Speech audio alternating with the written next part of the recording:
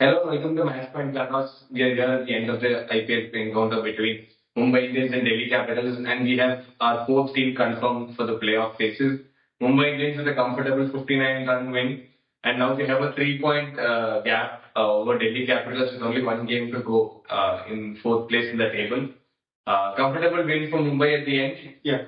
It was a game where there was a rain threat, but the rain stayed away for the duration of the game.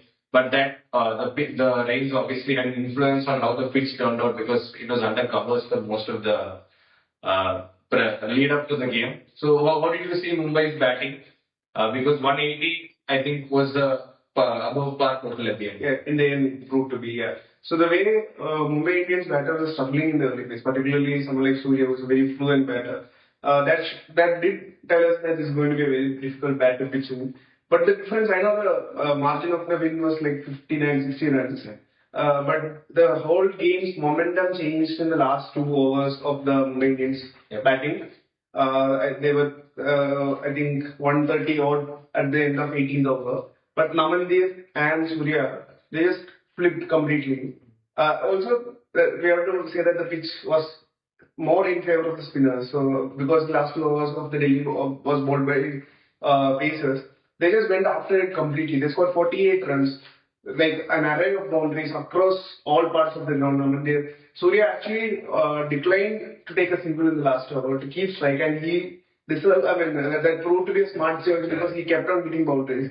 So the way they finished, it looked like it might be a 160, but then it just in a flash of a second, it became 180. From there, I think Mumbai never took their foot off the pedal. They kept going hard at it. And the way Sangha bowled, that just tells you how good at bowling this was. The bowler spinning square, and then of course Bumrah.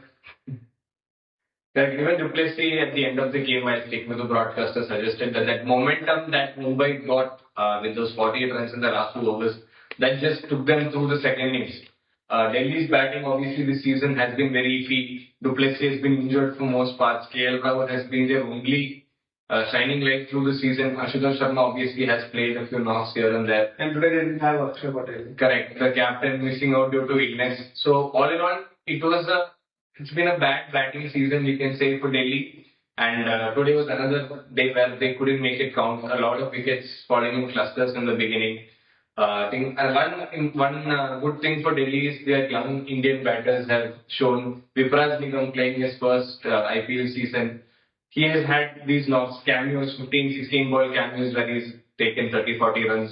Today was something similar, but they would have needed him to bat for a more time if they wanted to chase down 180 at the end. I think once they lost KL Rahul and Faf Duplessis up front, then it was a gone case considering that they didn't have a batter who can hold the chase together. Even Stubbs was their last choice, last option to actually get through this game, but then he was also nabbed by Bumrah.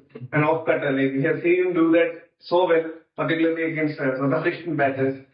Delhi's batting was underperformance. Like you mentioned, a lot of iffy moments in the season. Also, the way they started the season, they had 4 wins in a row to start the season. They became the first team ever to win the first 4 games but not qualify for the playoff. It all went downhill for Delhi in the second half of the league. I mean, obviously they did not have Stark since the resumption, and then Akshay Patel getting sick. I mean, he would have been a handful in this particular pitch. We saw what Sangha did. So considering that maybe with Akshay, we don't know, maybe the game would have been more in balance. Now that the top 4 is fixed, the battle continues for the top 2 spot, which gives teams an extra chance to qualify for the final. So in the next game, Gujarat Titans take on Lucknow Super Giants. Gujarat is in prime position to go for the top 4. They are currently in the top 2. So they can actually, with a win, they can actually put themselves forward as a prime candidate to take one of the top 2 spots. Mumbai just has 1 game left in their hands, so their chances of gaining a top 2 spot is not that great. RCB has 2 games left. They are facing Sunrisers and Lucknow. 2 games which ideally you would expect RCB to win. So now that we have the top 4 confirmed so early in this league, so the priority now shifts back to the top 2. I mean, that's the only thing exciting left. Even the bottom of the table battle is the one where CSK trying to not finish bottom of the table for first time. That also is there. So all in all, so we have the top four. We are waiting for the top two. So yeah, that's it from today. For more updates from the IPL, please follow Sportstar across all our social media channels and our website.